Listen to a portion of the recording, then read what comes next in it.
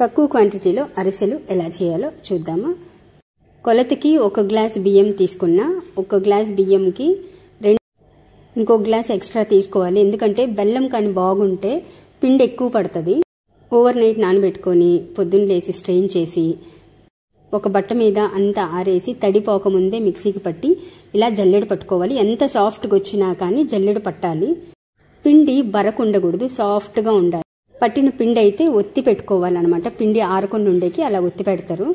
ఏ గ్లాస్తో అయితే బియ్యం తీసుకున్నామో అదే గ్లాస్తో 3/4 గ్లాసు బెల్లం అయితే తీసుకోవాలి. 1 గ్లాస్ అల్తికే కదా తీసుకున్నది, సో 3/4 గ్లాస్ అయితే బెల్లం తీసుకొని దాంట్లో నీళ్ళు పోసుకొని కరిగించి స్ట్రెయిన్ చేసి మళ్ళీ దాన్ని అదే కడాయిలో పోసి పాకం వచ్చేంత వరకు ఉడికించుకోవాలి.